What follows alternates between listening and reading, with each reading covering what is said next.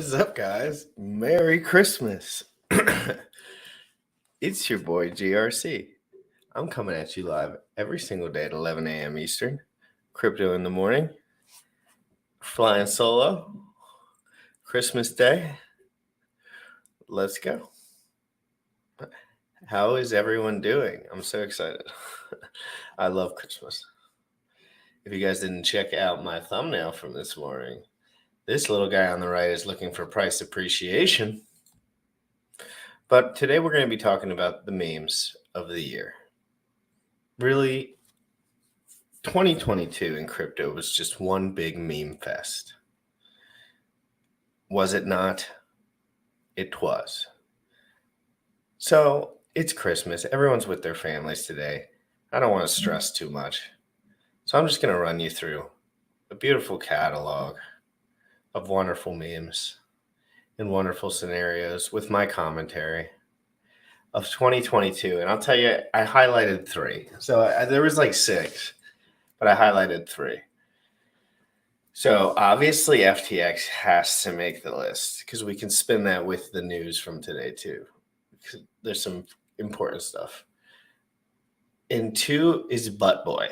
So BitBoy Crypto made it to the list. The Bahama Reno 911 cop, federal agent, crypto billionaire, everything in the world. That is the truth about BitBoy. And I'm BitBoy's biggest critic. I'm blocked by ButtBoy. And then the Pulsechain sacrifice, Richard Hart, 2022. I mean, was that the meme of the year? I think it was. So, but I want to keep it on a light and funny note to start. So let's rewind just to start. Let's preface this. 6 months ago today, my boy, Sam Bankman-Fried. You already know the kid. He's a superstar. But 6 months ago, he just had a one-on-one, laser-focused, locked-in, alpha male conversation over here with Mr. Suit and Butt. And he was on so much amphetamines. I mean, we're talking 120 milligrams of XR at least. At least. He's shaking like a leaf. This would be a great way to start this. And then I'll get to the comments when we come back, guys. But first, you already know what time it is. You already know what time it is. Crypto in the morning. Crypto in the morning. Crypto in the morning. Waiting on phone. Crypto in the morning. Crypto in the morning. Ready to take notes. Crypto in the morning. Crypto in the morning. Crypto in the morning. Waiting on phone. Crypto in the morning. Crypto in the morning. Ready to take notes. Smoking no blunt on my way to the gym. 11 a.m. and I'm already tuned in. Got me some hacks and I'm making a stake. Got me some heads on, I'm making it rain. Pay me some maxi and that's just in case. Jim ready sent me to show you the way. D5 Pro. Crypto in the morning. Crypto in the morning. Crypto in the morning. Waiting on phone. Crypto in the morning. Crypto in the morning. Ready to take notes. Crypto in the morning. Crypto in the morning. Crypto in the morning. Waiting on phone. Crypto in the morning. Crypto in the morning. Ready to take notes.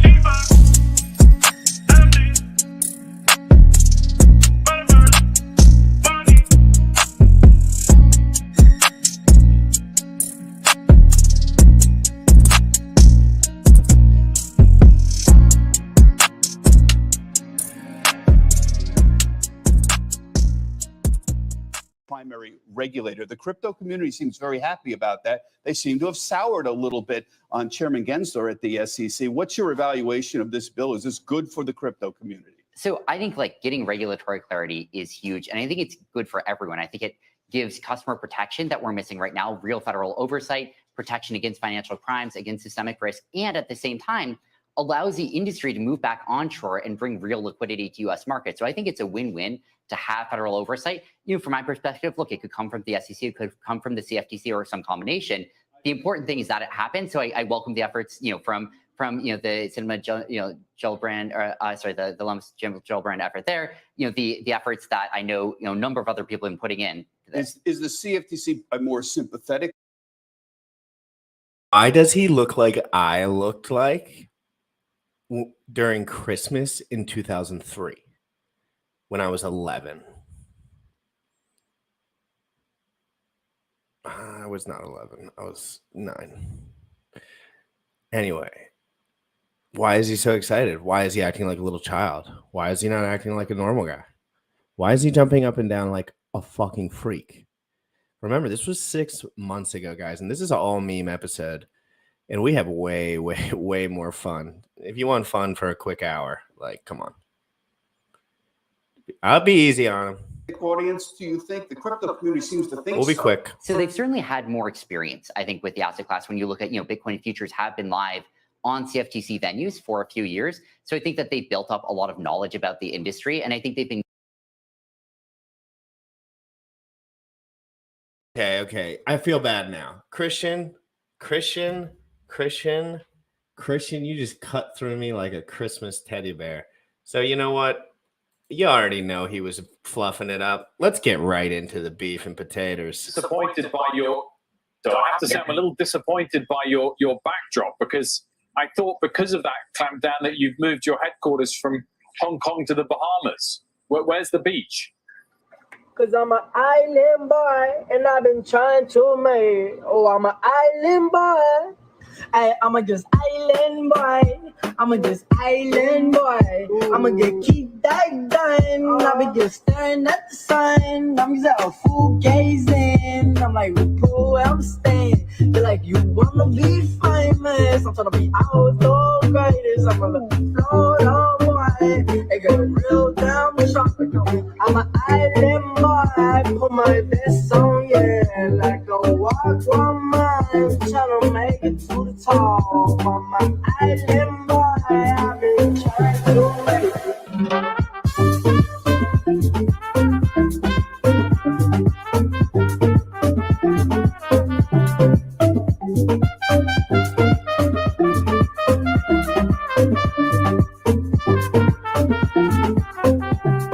I mean, the Wi-Fi is actually not that great in the water, but no. I'm.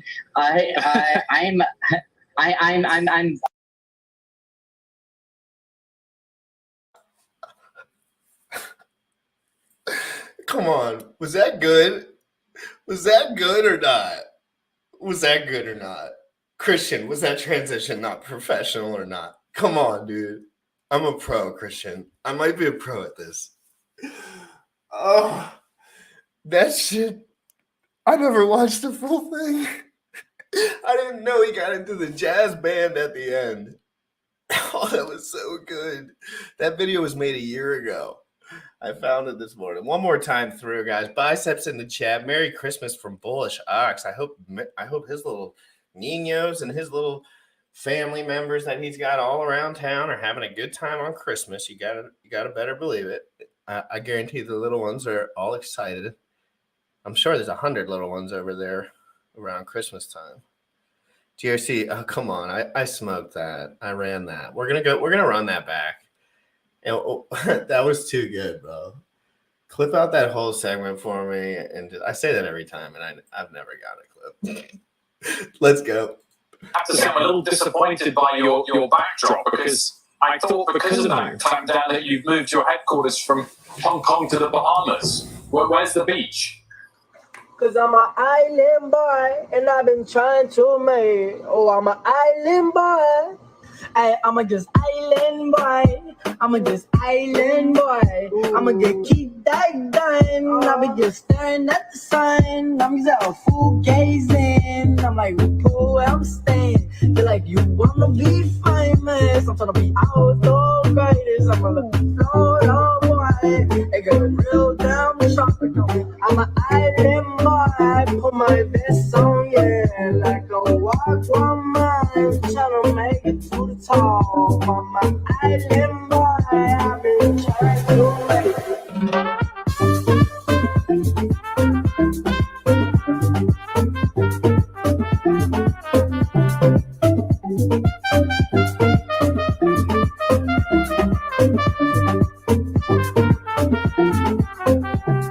I mean, the Wi-Fi is actually not that great in the water, but no. I'm.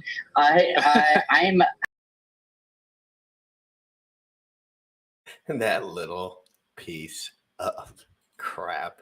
That shit is too funny. Sorry about the language, guys. I'm gonna try to keep it tight. It's Christmas. Could be kids around. I don't want to be too wild. Yeah, so we all know the winner of the meme of the year goes to SPF. But there were some close runner-ups too. You know, there were really, really, really close runner-ups. Like really close runner-ups. And I'm going to show one that just didn't make the list. It didn't make the list of 3, but it has probably the best meme video. So we're going to go ahead and play it. And trust me, billions of dollars were lost. Everyone knew about this one. This made the average crypto investor with a hint of DeFi nerd in them sick to their stomach. They'll never use crypto again. Terra Luna, guys, give a biceps in the chat for Do Kwon. Right now, we have forgot about him. And I don't want to forget because those memes will live forever. I'm so tired of constantly losing money on risky altcoins. I want more safety in my life. You mean you want to focus on Bitcoin or something? Probably. It would be nice if there was an even safer option in crypto. There is. Don't you know about stablecoins? What? Stablecoins? Yeah, stablecoins. These are cryptocurrencies which values are tied to another currency such as the US dollar. There is no volatility in these coins, so you don't have to stress about losing money. But can I make money on stablecoins? Not on all stablecoins, but I do know a very good one on which you can earn staking rewards. Terra Luna. Terra Luna? Yeah, Terra Luna is a stablecoin which gives you staking rewards. You can earn a passive income from it. That sounds amazing. I'm gonna put my life savings in there since it's safe and based on the US dollar. Free passive income for me. What the fuck? Time to stop gambling crypto like a maniac and be a responsible investor. I may not make huge profits with this strategy, but at least my money is safe and I earn a nice passive income from staking.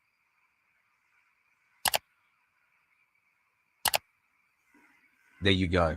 It feels good knowing that I can't lose money this time.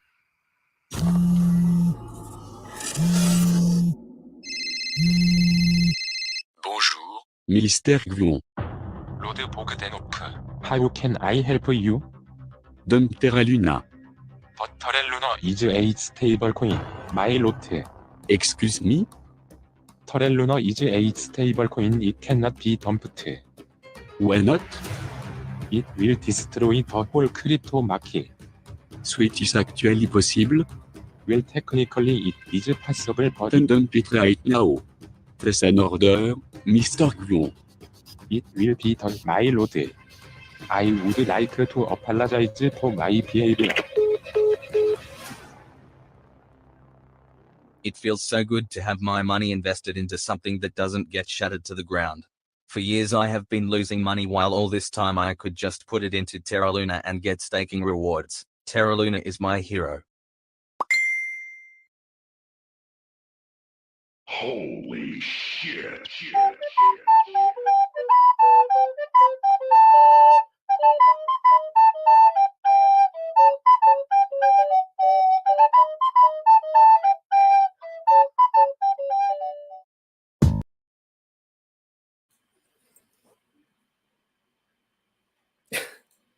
I feel horrible if people lost a bunch of money in that, but that was such a good meme because everyone who invested in that stuff thought that they were a superior human being, but really they were just buying a skin tag token, and like it wasn't that hard to tell.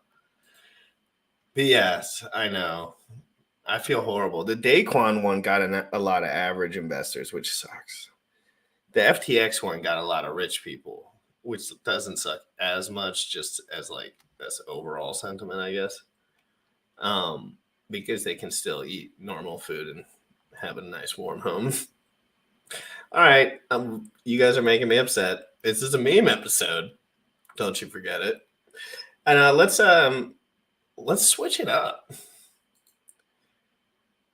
Let's switch it all the way up to Butt Boy. Everyone knows I'm blocked on Twitter from Butt Boy because of my diabolical Reno 911 memes. When he was in the Bahamas chasing around SBF, I circulated as many Reno 911 memes about BitBoy. in Amazon handcuffs, and it was all the funny stuff. And he blocked me. And ever since then, I've just been having fun with it because why not? You know, he thinks he's the biggest freedom fighter in crypto. I think he might be the biggest joke in the world. And there's no, I mean, but who knows? Maybe I'm just an idiot. I don't know. I'm the one out here putting the work in behind the scenes trying to save crypto while these devils, Sam Bankman-Fried, Brian Armstrong, they are trying to permanently ruin it. This is not about money for me. I hope you guys understand this. I'm here fighting for you. It's me. This guy, please freaking glasses on, this douchebag is out here trying to tell you that only the suits know what to do. Only the suits. Only the people who have all the money. They're the ones who can determine what happens. No, our bill is for the people. And you're going to find this out. I don't represent the people. The fuck I don't. Fuck I don't. Fuck I don't. Fuck I don't.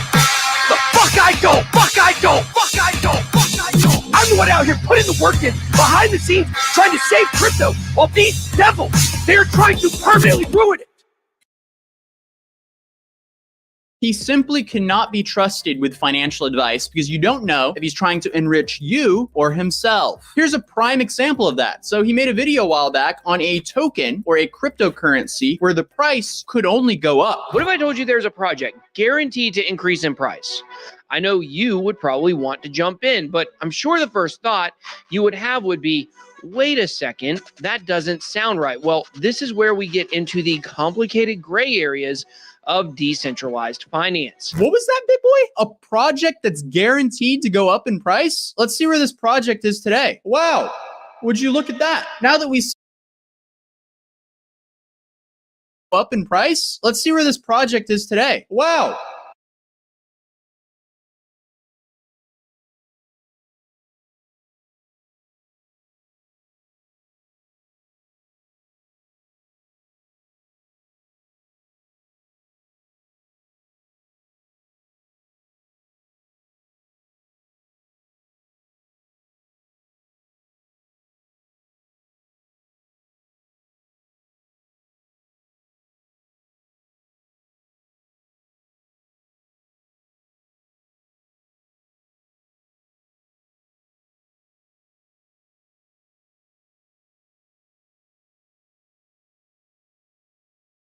Whoops, I'm muted. Damn it. I'm so sorry. Oh, algo pumper. Algo pumper. Boom. You like that algo pumper? Algo pumper. Get that. I said, Lane, thank you so much for the super sticker. I very much appreciate you. Here's the chart. Here's the butt boy chart. And, you know, I try. It's Christmas meme episode, so we're trying to be funny. At the end of the day, BitBoy's not the worst guy ever, but he's not a guy I'd ever go on a party bus with a couple of ladies, throwing a couple back, gambling. Not with BitBoy. Not with me. I would talk to him. I think he's an interesting conversation, but he's kind of like SBF without the money. Dr. V Ray, dude, what's up, guys? I know I've been ignoring everyone on DMs and stuff, but it's just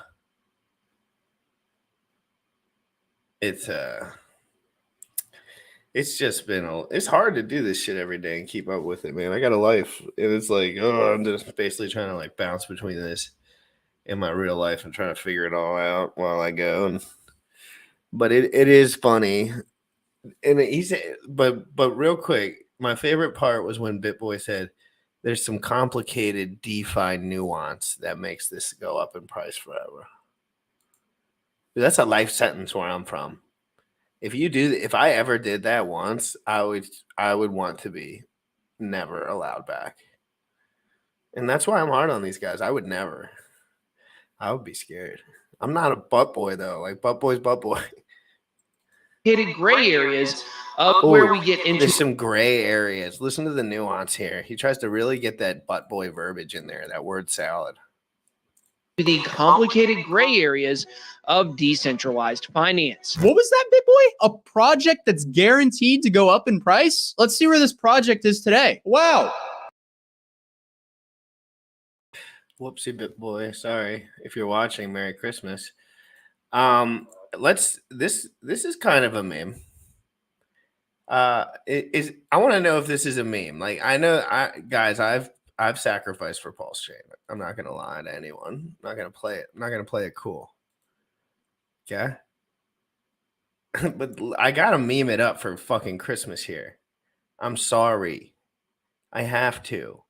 I have an obligatory journalistic. I must. Okay. I must. There's just some things. Did I put a lot in the Pulsechain? Or did I sacrifice a lot? Yeah. Am I sour about it? No. Do I wish I had it back?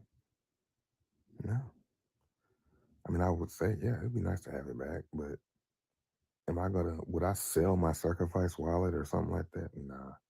I think Pulsechain will come out, but I'm sick of fucking talking about it. I'm sick of reading tweets of people saying, oh, Pulsechain's going to be so amazing. Pulsechain's going to be this. It's like, you guys look stupid, to me at least. It's been almost 2 years since that sacrifice, bro. It's been almost 2 years, 2.5, maybe a year and a half since that shit. And we still sitting here talking about transaction PulseX.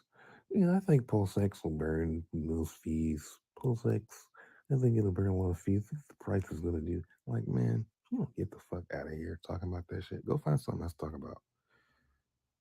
It's other stuff, man. It's stuff that's booming. Zen just pumped like 300%. Hexkins ain't say shit. Like, I can't wait for Pulsechain. I can't wait, and I will.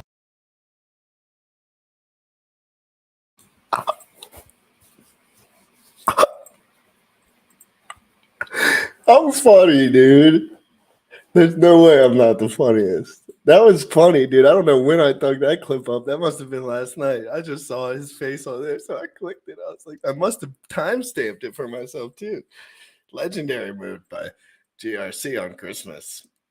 They call that a Ginobili, where I'm from, on the b-ball court.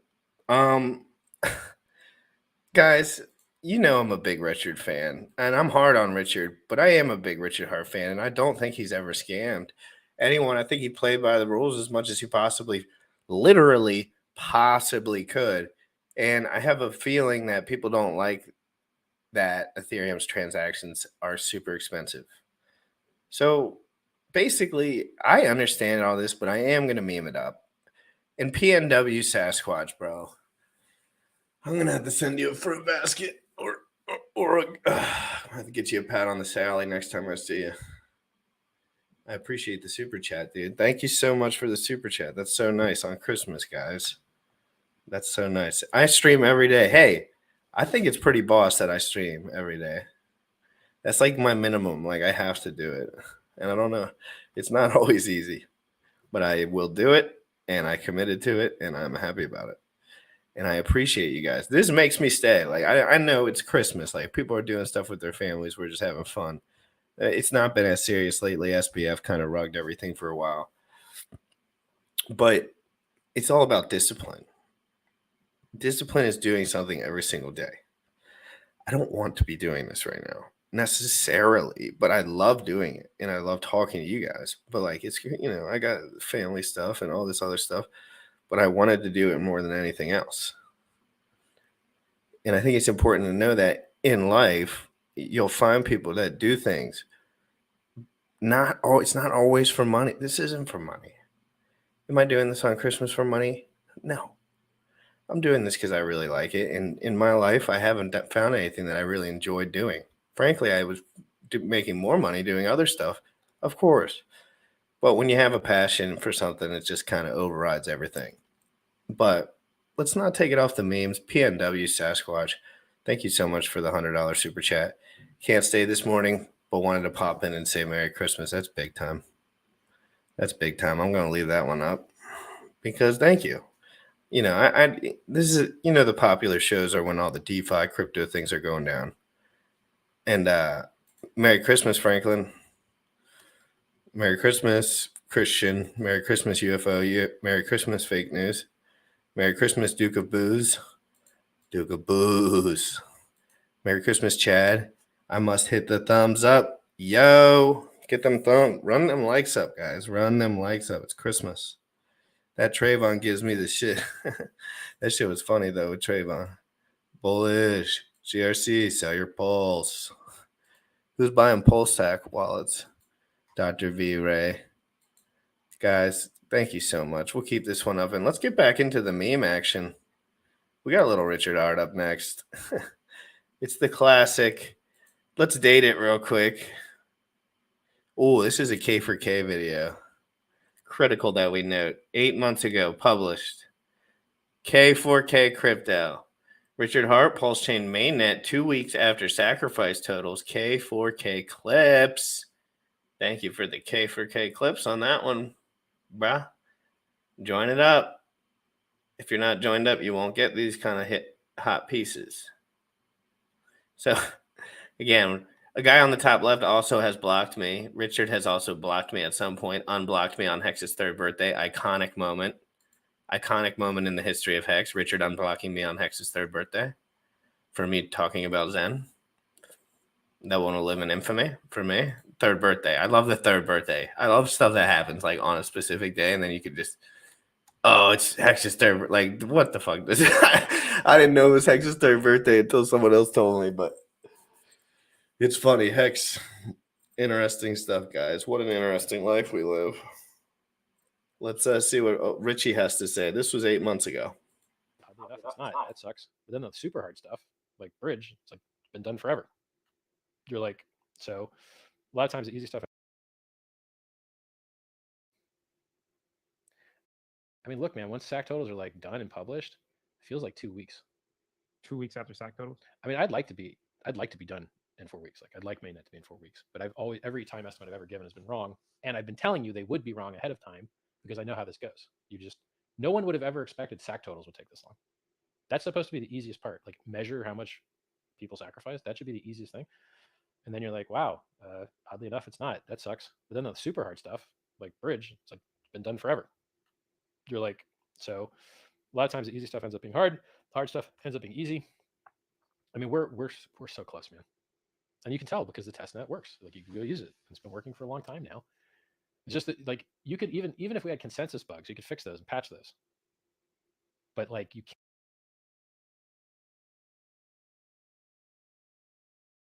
Fade away 3-point shot by K4K Crypto, updating all his people on that 8 months ago.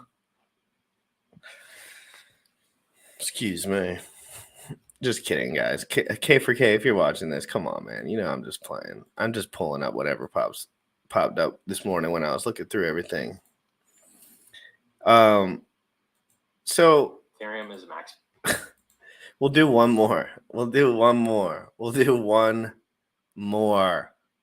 of the funny Richard Hart ones, and I'm done. I'm a sacrificer. I can't shit on them too much, or they'll all block me. But it's too funny.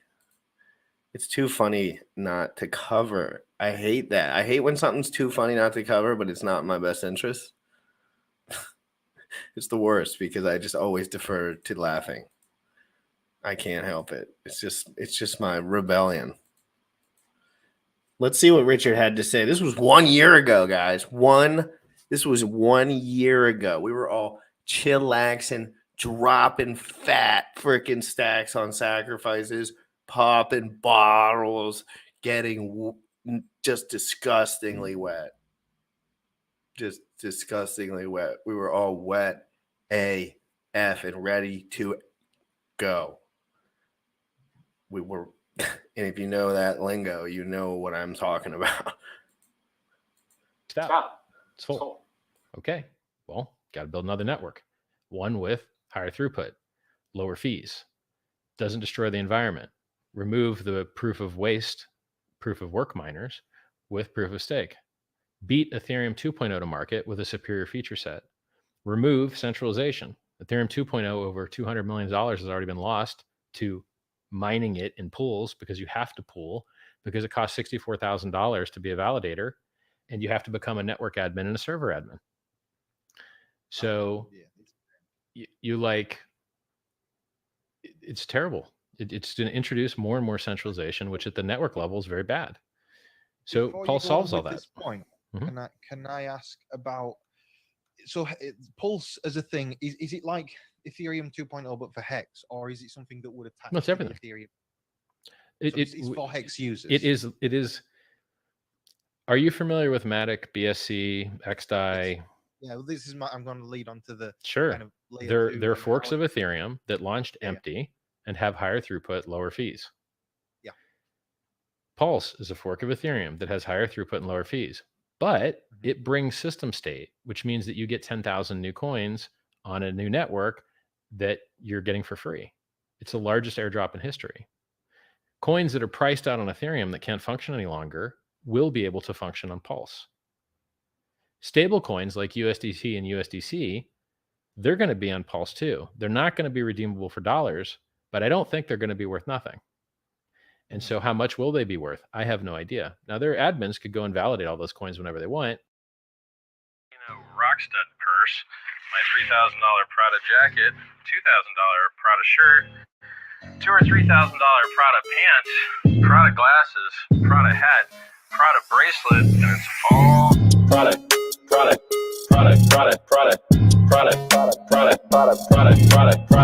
shirt, Prada hat, Prada glasses, Prada pants, and it's all nylon, so the haters' tears fall right off. Product, Prada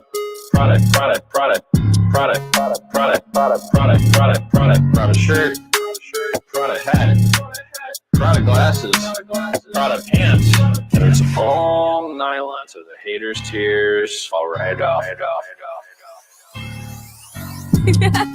Lil Bubble, let me ride that rocket. All right, so that was the video, folks. That's the video. Now I'm going to put.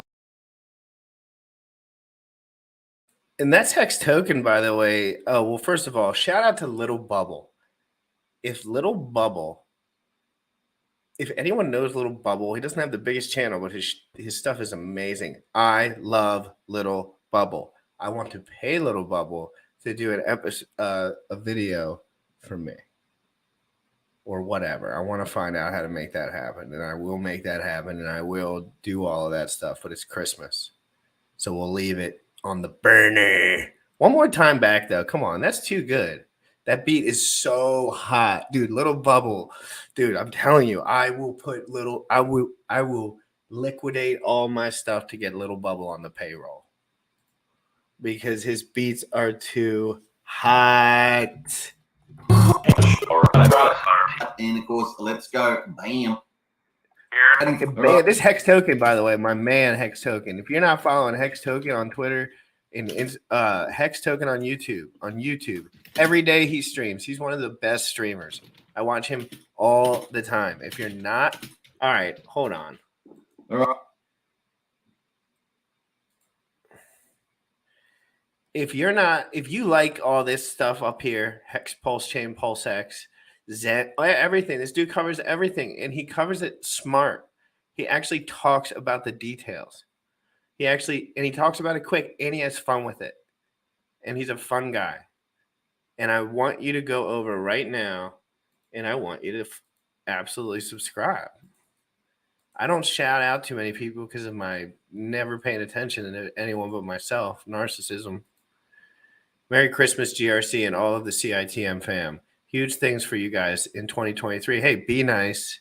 Thank you so much for the kind comments and the $5 super chat. That is very appreciated by me. Okay. Dude, he shills maximum. That's what I love about him, dude. He shills maximum stuff, maximum quickness with maximum class. I'm an Italian man. Yes. I am an Italian man. I look extra Italian when I'm like not, I'm just, it's Christmas. It's Christmas. It's Christmas. It's Christmas. They call me, what's that Scarface actor? Al Pacino. People call me Al Pacino. And I'm the Al Pacino of crypto in his heyday, though. In his heyday. No drug sales, though. Only counterfeit leverage. All right, go follow him. We'll play it back one more time because it was too good to be true. All right, so that was the video, folks. There's the video. And he's from Tasmania, I think. Other side of the world. 13 hours up, I think. Here we are, folks. Merry Christmas. Thank you again for the super chat. This is amazing. I'm enjoying myself. This Christmas is a great Christmas stream, and I really am enjoying it. And of course, let's go. Bam. Here in my $3,000 Valentino Rockstud purse, my $3,000 Prada jacket, $2,000 Prada shirt, $2,000 or $3,000 Prada pants, Prada glasses, Prada hat, Prada bracelet, and it's all Prada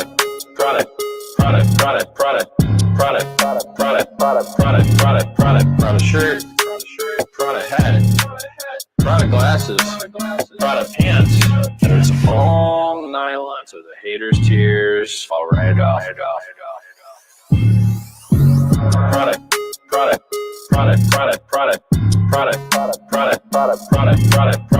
shirt, Prada hat, Prada glasses, Prada pants, and it's all nylon. So the haters' tears fall right off. Lil Bubble, let me ride that rocket.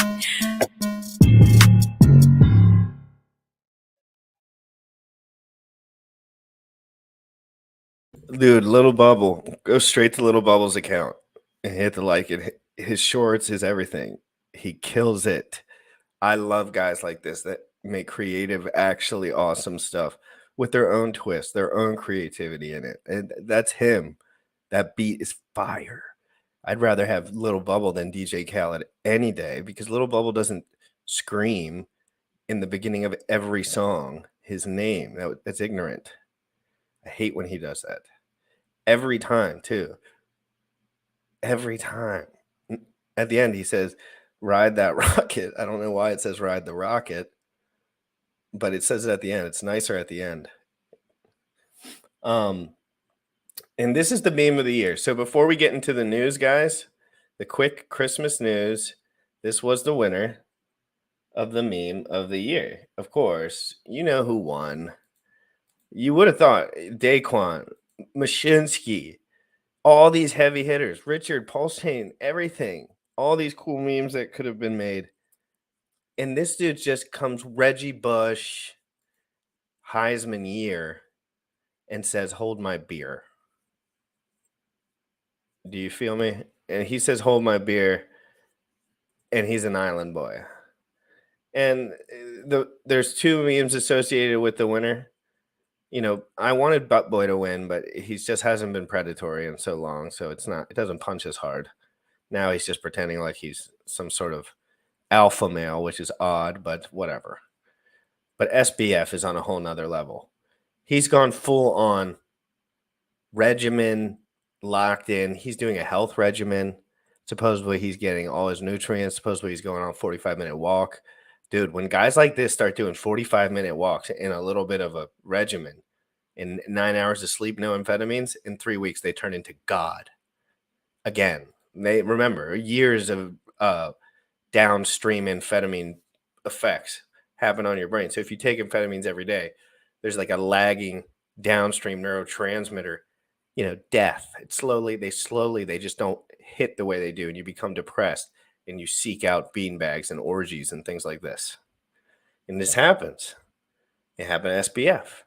But he got rugged because there were people in there that were being... But this is the meme of the year. And then we'll play the Island Boy. And then I'm going into the news. We'll talk about what's going on in crypto today. And we'll look at Deck Screener.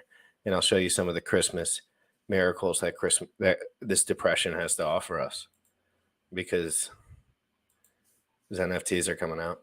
No one knew how much risk was in that system. Bilateral, spook, non-reported transactions. No one knew how much risk was in that system. Repackaged and re-leveraged again and again and again and again. No one knew how much risk was in that system.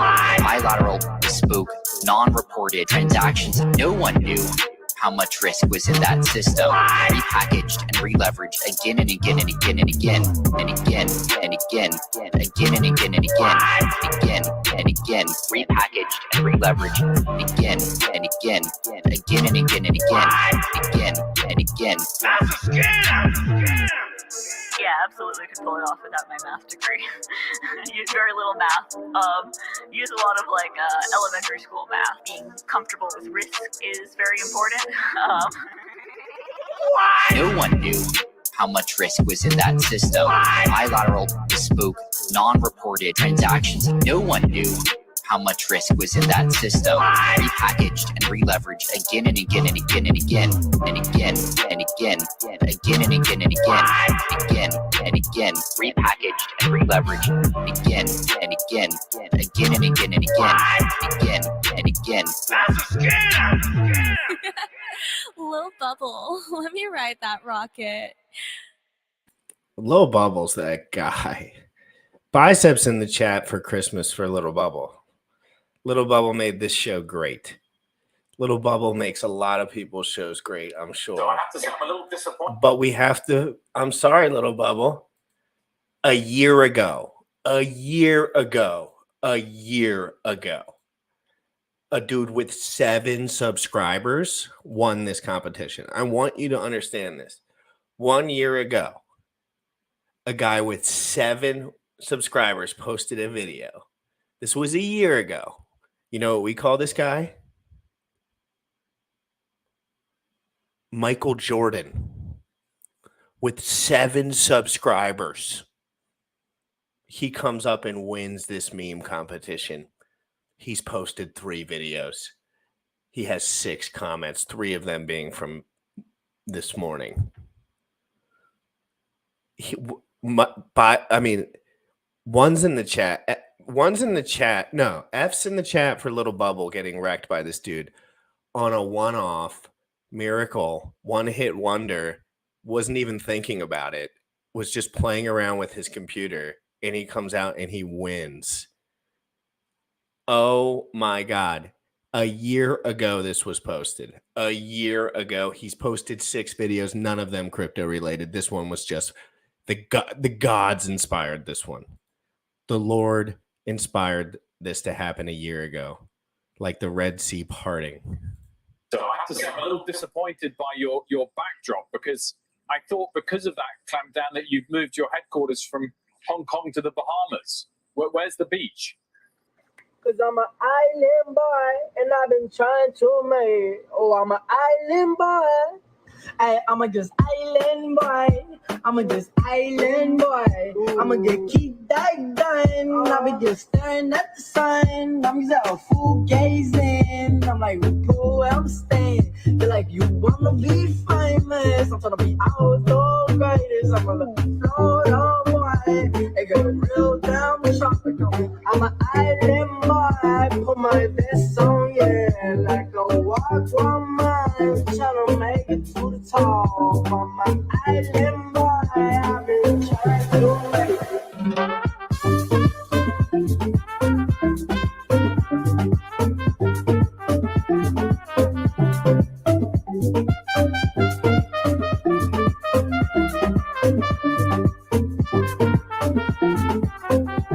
I mean, the Wi-Fi is actually not that great in the water, but no.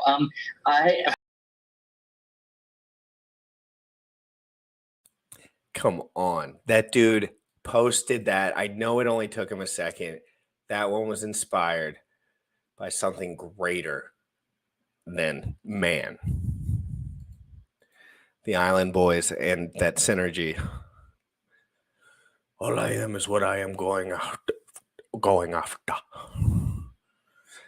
JRC, you are really a young Pacino. Guys, if you're not following Lane, first of all, Christmas, it's Christmas. Go follow Lane. He's a young man. He's going to take over. He's going to be the first internet president. That's Lane. Look at him. Look at him. He's classy. He's funny. He's like 18. He posts this every day. Day 15 of tweeting Richard Hart until he goes on Crypto in the Morning with Jim Rat Crypto, Sam Stolt, and Bullish Ox. Merry Christmas, everyone. Merry Christmas to you, big time Lane. I want everyone in here to retweet this. Lane is the future. I am but a what do they call it? I'm but a tool for the Lord to use, but Lane's the real deal. I'm but a peasant. You understand? You understand? It's that young. I'm 28. I'm old. I'm washed. No, I'm just joking. But these guys, I'm trying to inspire the youth. Everyone older than me, you done all stuck in your shit. Me too. So let's get this retweeted by everyone to make Richard have an aneurysm this morning. If you want Richard to have a Christmas miracle aneurysm, look at that relevant people right on the right. Hold up. What does it pop up? I don't make this stuff up. Relevant people. Lane, Richard, GRC. You don't see that list every day. Woo! That's a woo. It's getting hot in here. If you're not following Lane, run them likes up. Run them likes up. Lane, when are you ready to go full time with GRC? How much they paying you at your job? You're like real young. They probably ain't paying you too much. If I could replace it with a little bit, just cool. Just dip. Just come hang out with the boys. Christmas miracle. No miracles, just good times. And then of course I did my if you don't follow me, I did my little Merry Christmas fam. God bless. Stay on your mission. DeFi. Merry Christmas. Merry Christmas. Merry Christmas.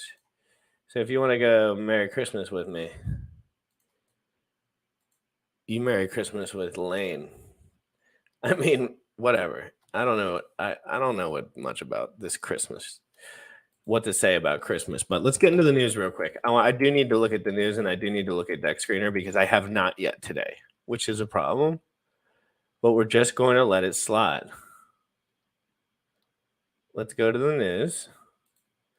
Let's see if we have any new COVID-19 vaccine recommendations, oral or the jabby.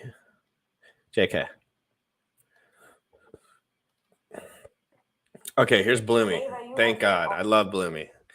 I don't know if did any of you guys like the Bloomberg market and finance? Like, I know it's all financial blish blosh, but like as far as when I run these channels, I find my way to Bloomberg quite often.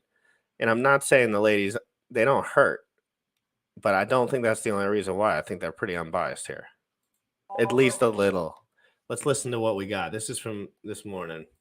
Ava, you have been all over the Southern District of New York, and I'm wondering here, what does it mean to have seen these testimonies by Caroline Ellison and Gary Wang, and what new information does it give us about this case against FTX founder Sam Bankman-Fried?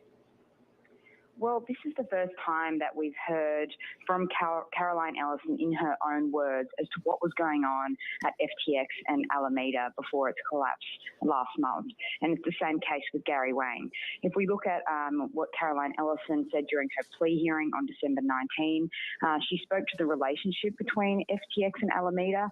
She said that Alameda was borrowing money from FTX.com and had an unlimited line of credit.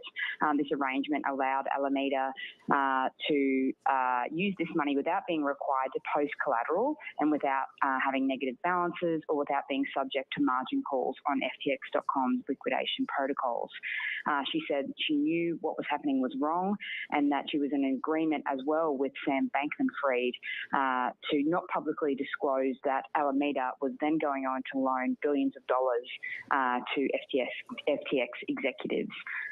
She also said that Sam Bankman-Fried, herself and others had created balance sheets that made the financial health of Alameda look better than it actually was. Ava, walk us through next steps here. Where do we go from here? What kind of charges are Caroline Ellison and, of course, Sam Bankman-Fried, as well as their deputies, looking at? Well, Caroline Ellison and Gary Wang, who were some of Sam Bankman-Fried's closest associates within the FTX group, they have pleaded guilty to several fraud charges. Ellison has pleaded guilty to 7 different offences, including wire fraud. And Gary Wang, who co-founded FTX with Sam Bankman-Fried, has pleaded guilty to 4 charges. The prosecution revealed this only this week after Sam Bankman-Fried was on a flight midair on his way back to the US after consenting to extradition in the Bahamas. These 2 won't be sentenced until the rest of the FTX prosecution case is dealt with, because they are cooperating witnesses, and how much cooperation they give and how useful they are to the prosecution will go towards sort of balancing up, I guess, how much of a penalty and how much prison time they do down the track. So this is another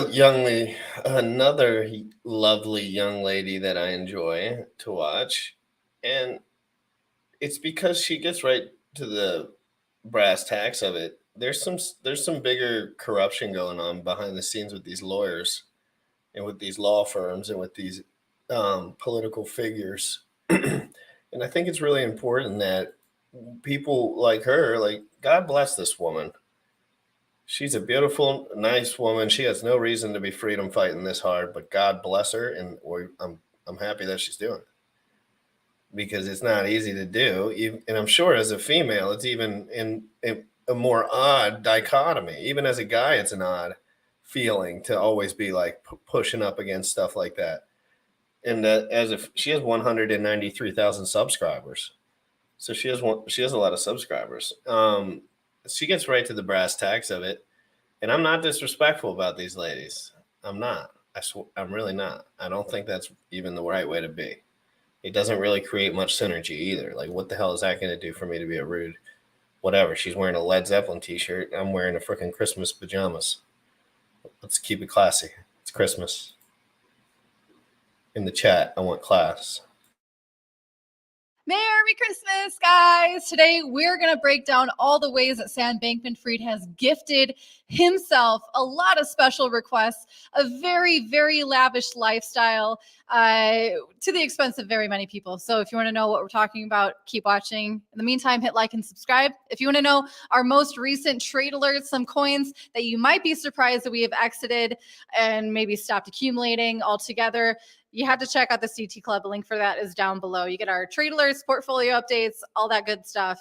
So let's get into the nitty gritty of what's happening with Sam. Now, we all already knew that Sam Bankman-Fried and Caroline Ellison made sure to have special treatment for themselves. And this was achieved through the people that they knew. And here's some facts perfect examples of how they facilitated their dream life of special treatment. So first of all, Caroline Ellison admitted to being in agreement, deciding with Sam Bankman-Fried to use FTX as their unlimited piggy bank, basically. Not the kind of piggy bank where you put money in, but the kind where you break it all to get all the money out. So yeah, definitely agreed purposefully to not only commingle user funds with the investment funds and things with Alameda, but deliberately using user funds from FTX to spend it on whatever the heck they wanted. Also, the SEC has had more meetings with Sam Bankman-Fried and FTX than any other cryptocurrency company. And the reason behind this now, it looks like it's because they were trying to create specific regulations and a rule book just for FTX that would favor FTX. Again, this is coming from Representative Tom Emmer from the US, the guy who was bringing up the suspicions that Gary Gensler had. He knew about the fraud of FTX already happening. So we have to see what the charges from the SEC coming against Sam Bankman-Fried look like, because they definitely had a very special relationship facilitated by Gary Gensler to favor FTX. Now, again, I don't know if this is the same judge that granted Sam Bankman-Fried bail, but if it is, it makes a lot of sense because the U.S. judge that was assigned over Sam Bankman-Fried's case had to step away because she was tied to a law firm that had at one time represented FTX. So, yeah, Sam has a lot of friends in politics, in the judicial system, and I don't think that's going to be a pattern that's going to go away anytime soon. Lastly, most recently, we're seeing photos of Sam Bankman-Fried flying home to stay in his, not in the U.S. prison or jail, for months on end before his court case, but he's flying home to his parents' house, his multi-million-dollar house, in first class or business class on American Airlines. There's been some photos now leaked of Sam Bankman-Fried hanging out in the business lounge and hanging out in business class, flying on his way to his parents' house. So gotta love a criminal life, right? And if you don't believe me, you want to see this footage for yourself, I posted these photos on Twitter. All of the links to our official social media pages, mine and Toby's, are down below in the video description. At Twitter, I am at Blockchain Chick. Lastly, you guys, we have so much fun been hearing about Binance. And with the FTT token from FTX officially being declared a security, that's, a roadblock for potentially any exchange, in my opinion, that has their own native token. Binance obviously has their own token, BNB, and it has notoriously been unsuccessful at being listed on other US-based exchanges. So definitely a concern for anyone who is concerned about the longevity of Binance and the Binance token, possibly BUSD, because that stablecoin is directly tied to, the faith and the infrastructure that Binance supplies as well. So just more things to be aware of, have in the back of your head, have a plan B with Binance. She don't like the Binance. I don't even think about Binance like that.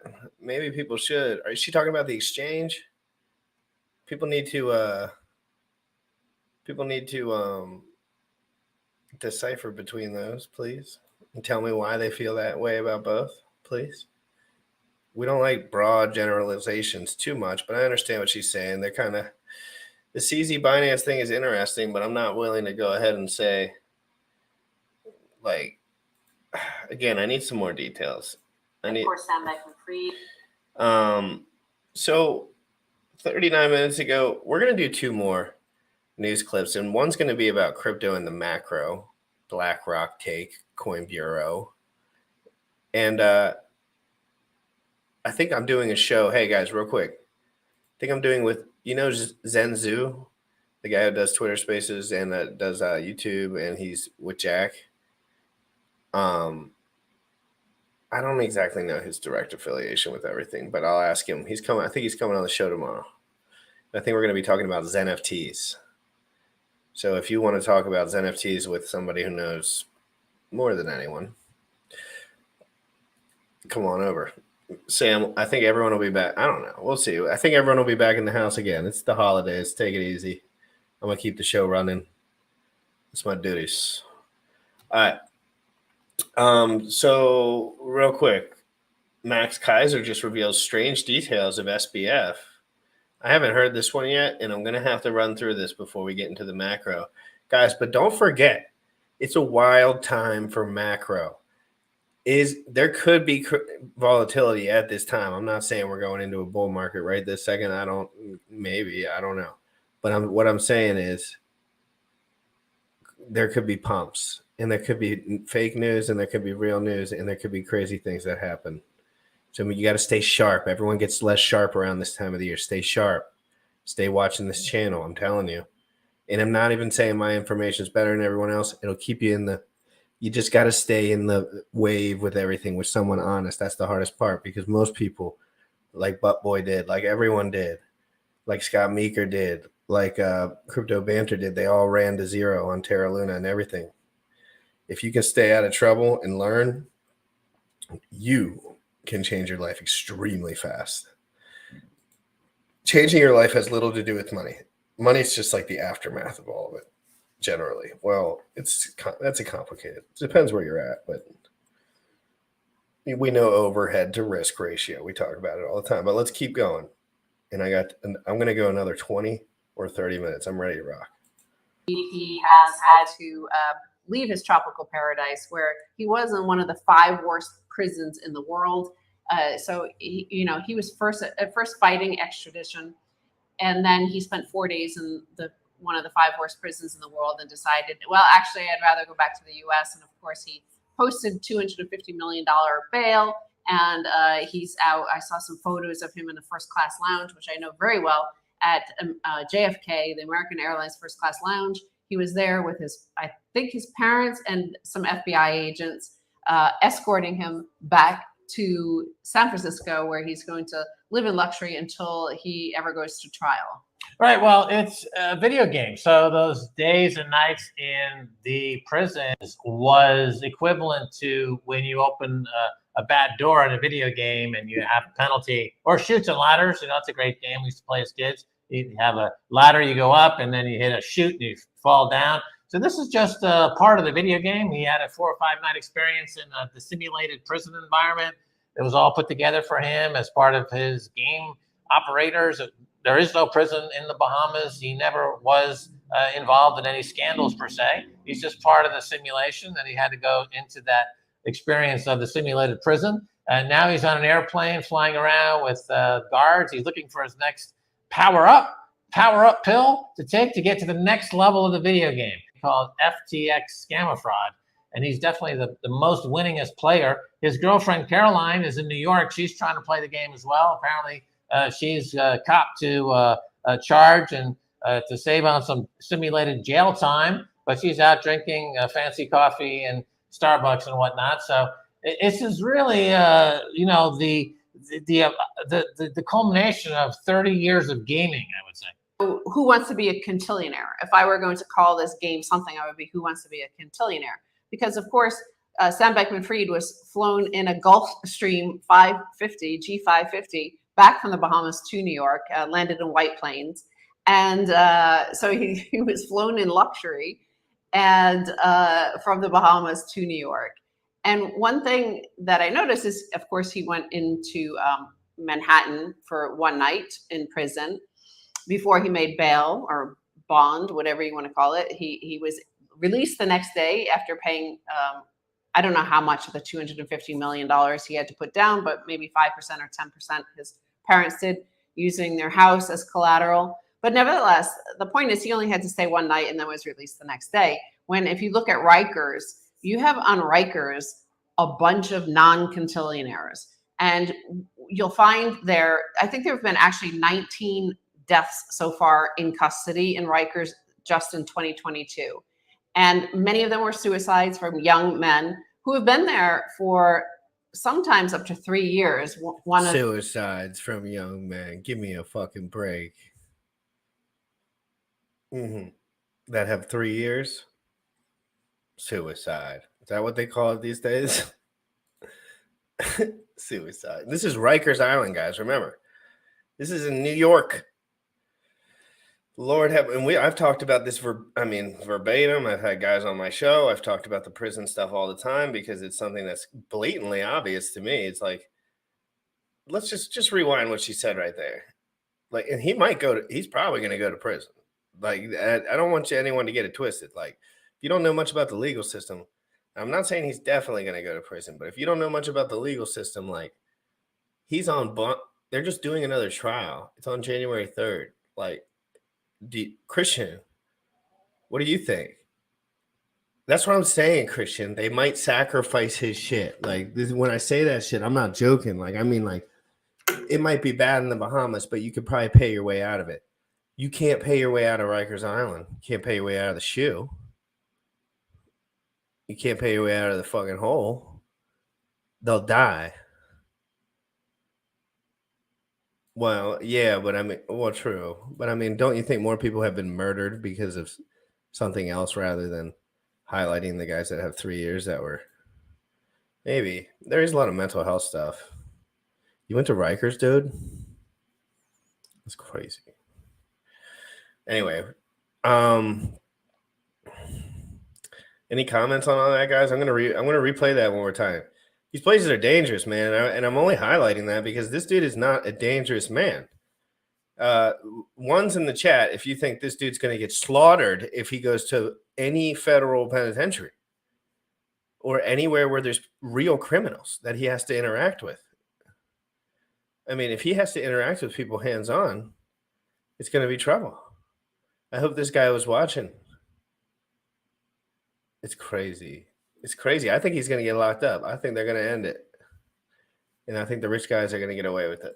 Whatever you want to call it. He was released the next day after paying, I don't know how much of the $250 million he had to put down, but maybe 5% or 10% his parents did, using their house as collateral. But nevertheless, the point is he only had to stay one night and then was released the next day. When if you look at Rikers, you have on Rikers a bunch of non-contillionaires.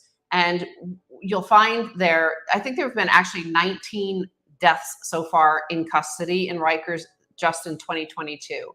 And many of them were suicides from young men who have been there for sometimes up to 3 years. One of the men who committed suicide for things like stealing a backpack or something really small, something minor relative to what Sam Bankman-Fried is alleged to have done. If you're poor, you end up in Rikers and you're there for years. Hey, Christian, let me ask you one simple question, Christian. What is the pettiest crime you've seen anyone locked up? Like, what is the pettiest crime that you've seen a normal dude locked up for that didn't have like crazy priors? Like, what is the pettiest crime you've seen someone stumble in to a serious penitentiary with and talk to?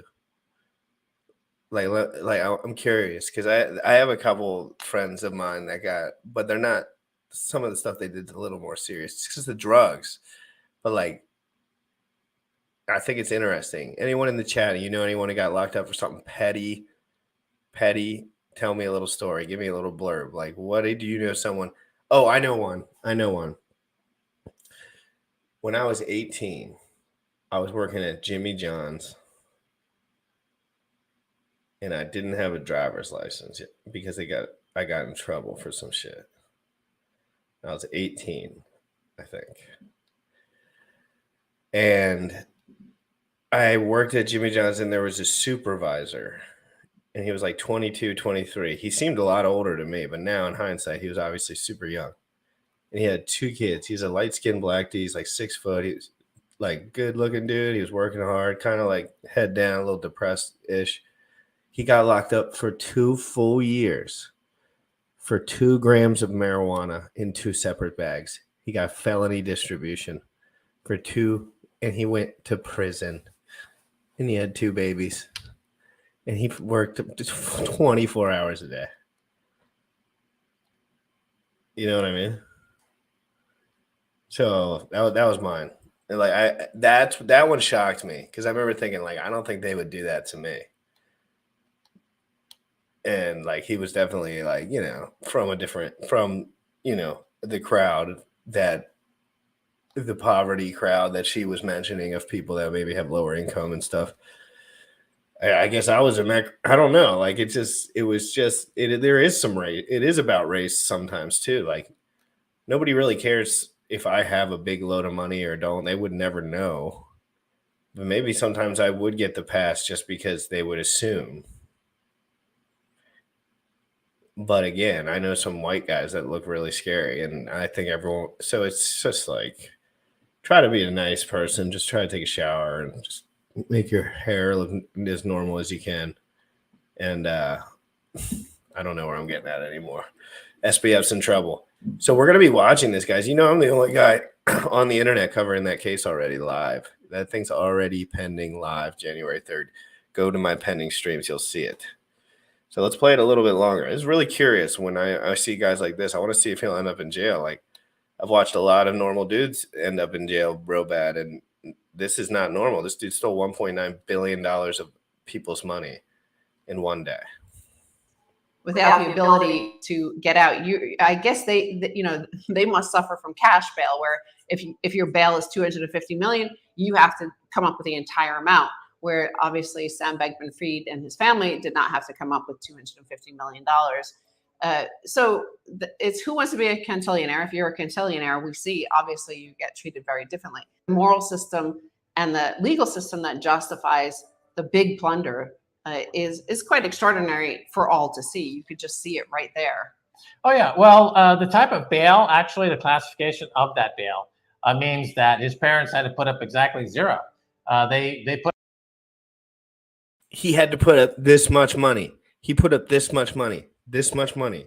All you had to do was sign his name on a paper and say, "I'm not leaving." No money transferred. Zero. Not even a lot of, like, it's just complete false, but like they gave him the easiest agreement I've ever seen. Sign your paper, 250 million, bam, go back home. That's insane. Remember, I'm going to rewind that again. Catch what he said. He's not joking here. You could just see it right there. Oh yeah, well, the type of bail, actually, the classification of that bail means that his parents had to put up exactly zero. They put up their $4 million house to secure this $250 million bail. They had to put up zero cash. So absolutely nothing was put up.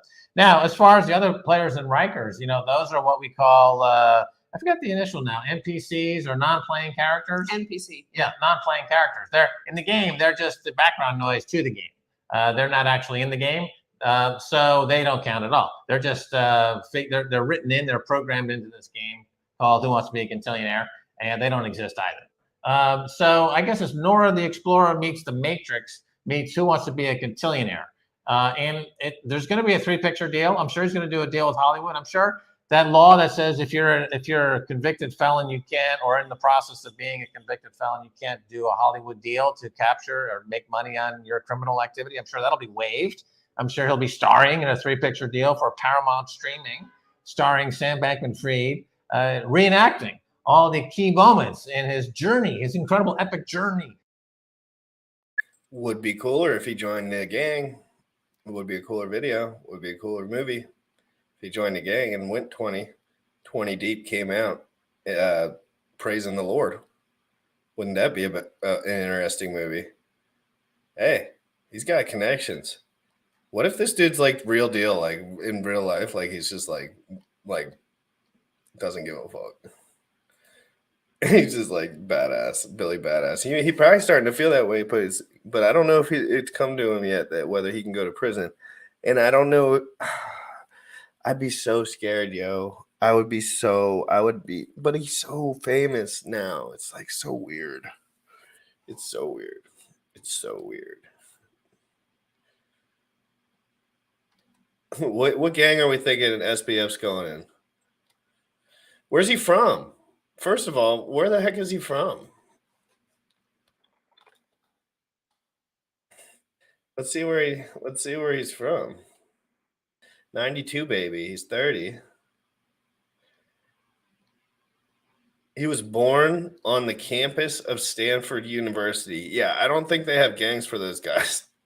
He was born on the campus of Stanford University. What? He wasn't even born like in a normal place, like just at a hospital. He was born at is there a hospital there, I guess, or were they doing some sort of ceremony for the devil while they were having him? Through the simulated jail in the Bahamas, through the Gulfstream jet, through Rikers Island. I mean, what a freaking story. What a great TV show this will be. I noticed is that he seemed to be having a good time sitting there on the internet. Lord knows what he was doing, probably trading. But yeah, we had been talking about that, like while that period between the collapse, once the whole Ponzi scheme collapsed, and him being arrested. Like it was quite extraordinary that the generational gap that you saw, that the Zoomers are just like very different, right? This is even beyond like, there's the boomers, there's Gen X, and then there's millennials, and there's something kind of like tying metaverse where there are no fraudulent and Bernie Madoff, right? Bernie Madoff looked guilty. He was sheepish. He was like, looked embarrassed when he was, being filmed. He was like, I'm guilty. I did it. Like as soon as he was arrested, this guy was just like, in a totally different world, but seemed like he looks kind of like a normal human being, but is in that generation of Zoomers who are in a metaverse where like you could just decide, like we've talked about, like you could just be, just because I call myself a different gender, I am. Like, it doesn't matter my body parts. It's just like, I'm a different gender. You're like, okay. And a character could swap, you know, your skin in a game, and it's just like a different character, right? Well, that's what it felt like that there was a suddenly huge gap between the generations, even between millennial and Zoomer now. Do you think that FTX would have survived if CZ didn't tweet that Binance was selling off its FTT tokens? Please drop your replies. No, I don't think that tweet had anything to do with it. I think he was just warning his people. You dingle. A great video, but horrible punchline for the comment. Bug. Guys, I want to know what BlackRock's predictions for 2023 are. We're going around that New Year's time. There could be crazy price action. This is actually, after all the fun we just had an amazing episode. And if you did not watch that, if you like to have fun and you want to just kick back and listen to the best funny memes ever, rewatch that video. But we gotta look. Our last 20-minute segment is just going to be BlackRock. Coin Bureau did a little hookup for us. Thank God, this dude's a goat. And I'm starting to email this guy a little bit, try to get him on the show. We'll see. It'll probably happen not too long. Once everyone gets back, and everyone's just grinding right now. It's not really like guest time. Everyone's kind of like head down, doing that thing. But if you want to know about blockchain and all this, if you want to know about the macro and the markets and what's going on right now, BlackRock and Coin Bureau, they usually do a great little segment here. Let's watch this 15 minutes clip, and then I'm going to close up. This will be a good one, though. This is just from 3 hours ago, so this is right now. Shaped by supply. More specifically, most of the inflationary pressures that are currently above target levels. Leave a link to all the videos that I've demoed. 2023 Global Outlook, a new investment playbook, and it was authored by some pretty senior folks over at BlackRock. These include the likes of the head of its investment institute, the company's vice chairman, and a number of other senior researchers. The first few words set the tone for what follows, because the first thing that they reference is the quote, Great Moderation. This was a period of roughly 40 years of low and stable inflation. However, as we've seen in the past 2 years, that time is long gone. Inflation is in double digits in Europe and came close to double digits in the US. Moreover, the authors note that recessions seem to be on the cards, as central bankers crush demand in order to bring down said inflation. This makes it that much harder to decide on asset allocation, especially as it relates to equities and other risk-on assets. The authors think that central bankers' intransigence on inflation is likely to be challenged the more damage that they do to the economy. While many of them have targeted that magical 2%, it seems unlikely that they'll ever be able to get inflation down to that level again.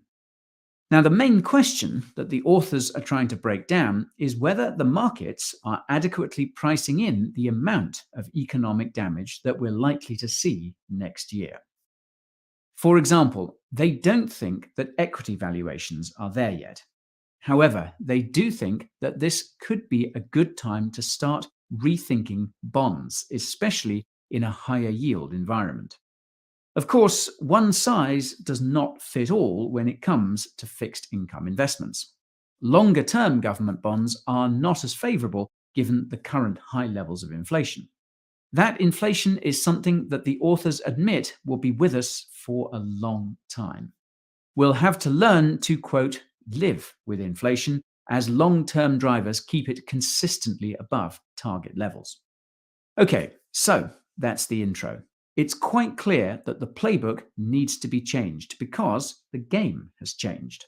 So let's hop right on into the first section though, and this is titled, quote, The New Regime Playing Out. The authors note that this new regime will be shaped by supply. More specifically, most of the inflationary pressures that we've seen over the past 2 years have been as a result of supply shocks. These supply shocks have crushed equity valuations and sent those bond yields soaring, leading to a weird outcome where equity and bond prices have been positively correlated. More on that in a bit. Now, these supply shocks that I mentioned are down to two main factors. One is the shifting of consumer spending away from services to goods. This caused those supply bottlenecks that we saw during and after the pandemic. However, another really important factor is the shortage of labor. While this was initially as a result of people voluntarily exiting the workforce, the trend seems to have continued because of aging populations. The authors also note that central bank policies will not impact on these production constraints.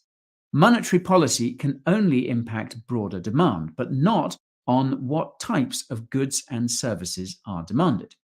While this is indeed true, they do seem to conveniently forget that central bankers around the world literally flooded the system with money during the pandemic.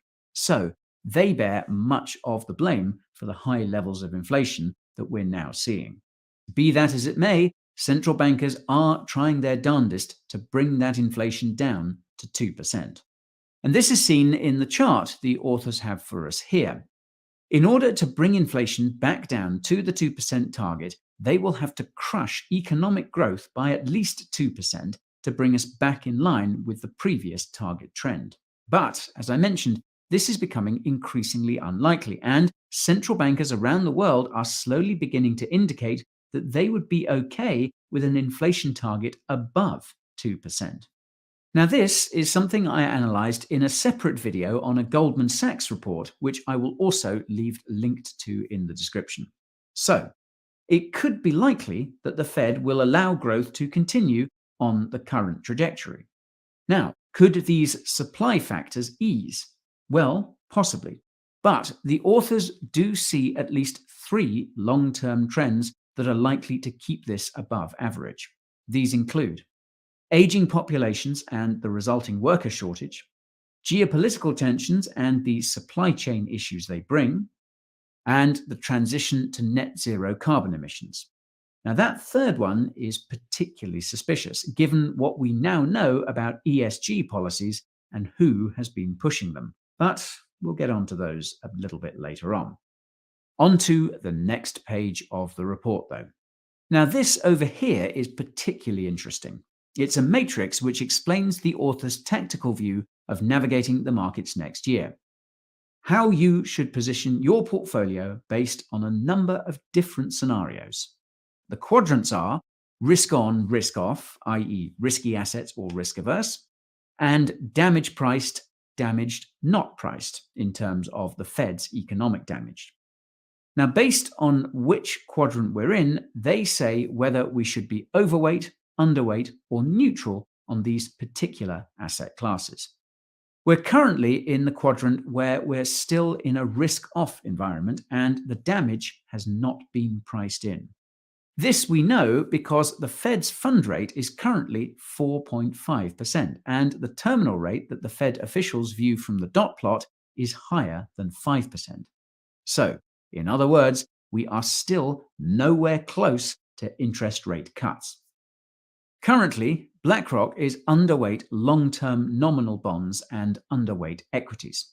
So this is a max defensive stance. However, it can turn bullish depending on whether the market moves into a risk-on environment or whether the damage has been priced into the markets.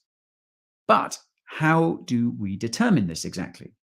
Well, that's on the next page over here under, quote, pricing the damage. As the authors point out, a recession could be on the way, and unlike in other recessions where the Fed was ready to turn on the taps, that won't be happening this time around. Hence, the notion that someone could, quote, buy the dip just won't be applying today. Despite how much you think markets have fallen, they still may not be fully pricing in the damage from the Fed. Although the damage is building up. The authors point to what's going on in the US housing market. surging mortgage rates have put a dent in the sales of new homes. You can see this in their chart over here, which shows the fall. It's more precipitous than in any other Fed rate hiking cycle. Pretty alarming. The authors point out that it's not just the home sales, but also deteriorating CEO confidence and delayed capital expenditure. In Europe, there's also the energy shock, which has decimated consumer confidence. Now, as to whether the damage is priced in, the authors think that current earnings expectations haven't even adjusted for a, quote, mild recession.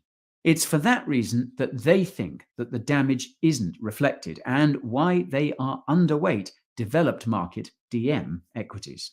That being said, they do expect the Fed to stop the hiking cycle in 2023 and allow rates to stabilize. But then, even if rates do reach the terminal 5.1%, there's been no indication as to when these could be brought down again. Now, while this may be bad for equities, it's not necessarily all that bad for bonds. Given these higher interest rates, fixed income assets are finally offering a yield worth parking funds in. However, the authors stress that we have to take a more granular approach to the types of fixed income assets that we choose to allocate to. For example, they think that investment-grade credit appears more alluring now. They think that these can hold up in a recession because companies have, quote, fortified their balance sheets by refinancing debt at lower yields. They also think that investment in agency mortgage-backed securities and short-term government debt could make sense given the attractive yields on offer.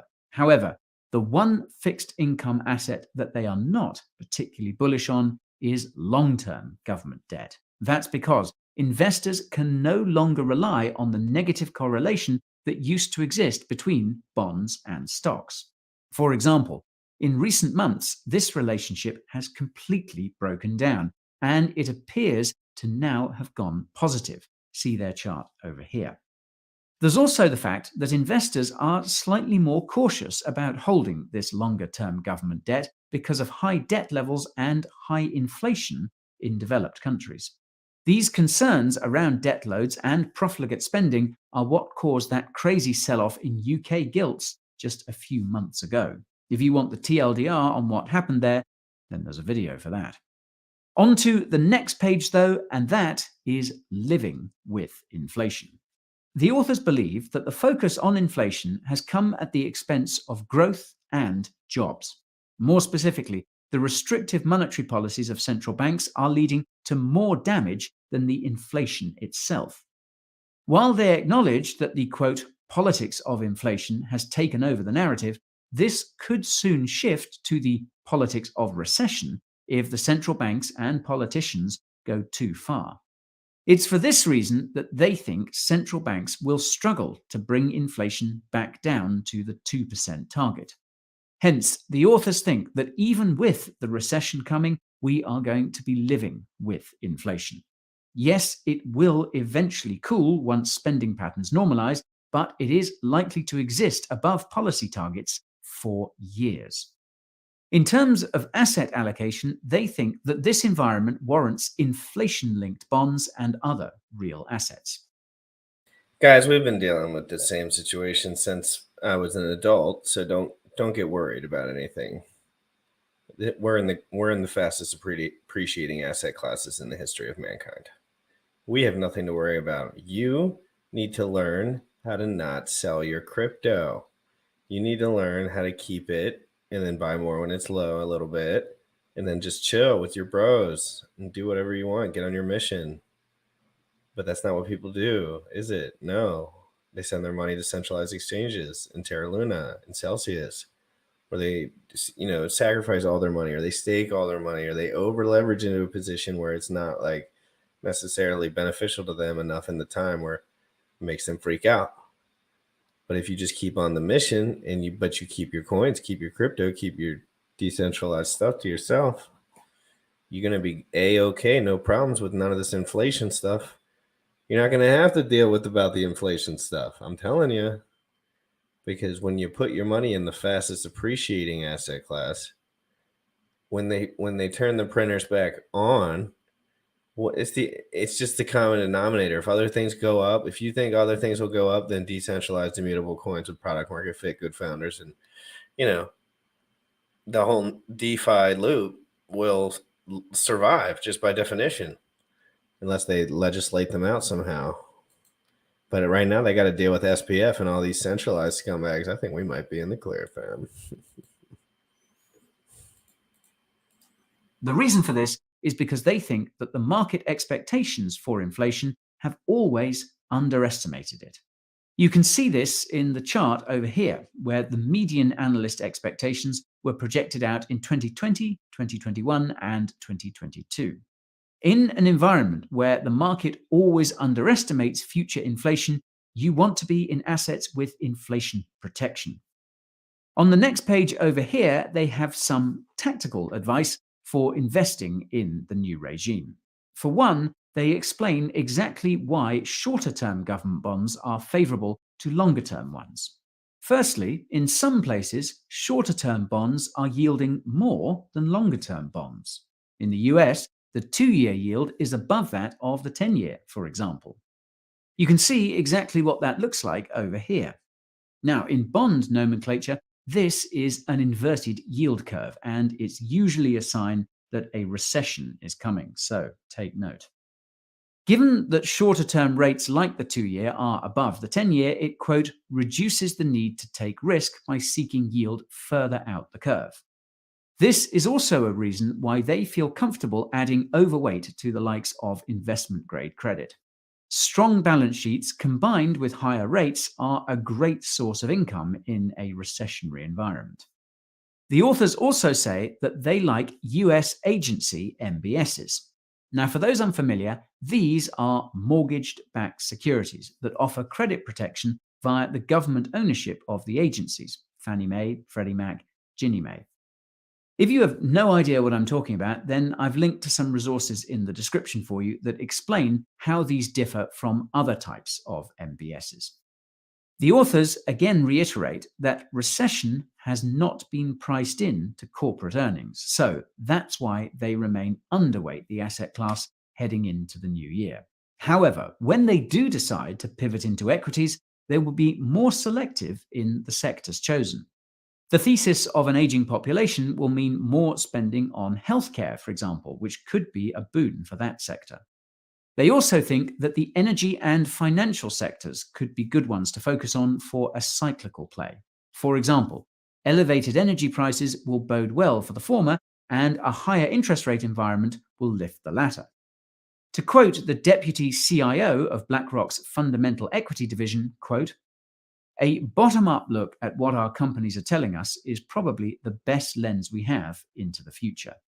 On to the next page, and this is more of a strategic look at portfolio allocation. More specifically, we'll need to rethink long-entrenched views of the 60-40 portfolio. During the last 40 years of the Great Moderation, people were of the view that a 40% allocation to bonds and a 60% allocation to equities had the right risk-return payoff. Not anymore. That's because the authors say that they don't see a return to the conditions that will sustain a joint bull market in both equities and bonds, as we've seen in the past couple of years. Therefore, relying on the 60-40 asset allocation could be as much as 4 times as costly in the new regime as it was in the Great Moderation. This is best illustrated in this chart, which shows the range of estimated returns based on 2 different portfolio mixes. The point that they're trying to illustrate is that investors have to be more active and dynamically adjust their portfolio weights in the new regime. They've used the example here of an 80-20 equity bond split. The estimated return is slightly positive, and the volatility between it is lower than with the legacy 60-40 split. The authors note that over the next decade, the longer-term returns of equities will be greater than those of bonds, and this, combined with an assumption of positive correlations, favors a portfolio that is overweight developed market equities. So, what does this mean for you? Well, if you're an adherent of the 60-40 portfolio theory, then you need to think long and hard about that allocation in the coming years. It doesn't matter if you're picking the right stocks in your equity bucket if the correlation between fixed income and equities is harming your overall return. Now, this next page over here is particularly interesting for me. It's the impact that the aging workforce is having on the economy. The most pressing implication of this is, of course, the lack of labor force participation. Fewer workers means higher wages, which means higher prices, which means higher inflation. While the pandemic was responsible for the notable crash in labor force participation, it still hasn't recovered to pre-pandemic levels. And it appears as though one of the primary drivers of this is those retiring from the workforce. You can see exactly what that looks like in this chart they have for us over here. And unlike those people who would come back to work after the pandemic, once someone has retired or is too old to work, they don't return to the workforce. This is bad news for the economy more broadly, as growth is likely to be slower in the coming years than in previous ones. That's because less will be produced and older people generally consume less than younger people do. On top of this, an aging population is going to mean more government spending and debt to care for these people. I talked about this in much greater detail in my video about population decline, which I will leave. So I think we covered all our bases for today, fam. Merry Christmas, guys. I hope everyone's having a good time with their families, and reach out to the people you love and send them a message if you can't talk to them. If you can't see them today, and God bless everyone. I'll be back tomorrow. That's all I know. Happy holidays from the Crypto in the Morning squad with this young man on the right. He's getting a big time pump for Christmas. 7% on BTC, 10.49 on ETH on there. That's a good old pump. We would love a pump like that. Anyway, no biggie. We'll close it out with the best meme of them all. Want to give another shout out to this miracle meme before we go. The Bahamas meme. The one-off, the guy that no one thought could win the meme competition, the guy that no one assumed could do it, was the exact man who won it.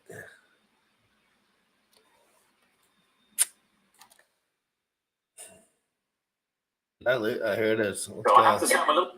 Close it out, guys. Have an amazing day. God bless everyone. Be safe. Be strong. Stay on your mission. And have a laugh in between, because there's a lot of stuff on the internet you can laugh at while you're working, while you're seeing your family, while you're getting your work done. Boy, get that work done. Christmas Day, streaming. I don't know how long I've been streaming. I got to go figure out. It's been like 400 days, 300 days, something crazy straight. Whatever, man. I'm about it. I ain't even started yet. I feel like I haven't even gotten going. I feel like I just am getting my shoulder bones loosened up before the big game. So let's go. Biceps in the chat for whoever. For the dude with friggin' 7 subscribers. 7 subscribers in 4 videos. 28 likes. He's only made 4 videos. A little disappointed by Bye, your guys. Have a Merry backdrop, Christmas. because I thought because of that clampdown that you've moved your headquarters from Hong Kong to the Bahamas. Where's the beach? Cause I'm an island boy and I've been trying to make. Oh, I'm an island boy. I'ma just island boy. I'ma just island boy. I'ma just keep that done. I'll be just staring at the sun. I'm just a fool gazing. I'm like, who I'm staying. They're like, you wanna be famous. I'm trying to be out the greatest. I'm gonna Florida boy. They got a real damn tropical. I'm an island boy. Put my vest on, yeah, like a walk one man. Trying to make it to the top. I'm an island boy. I've been trying to make it.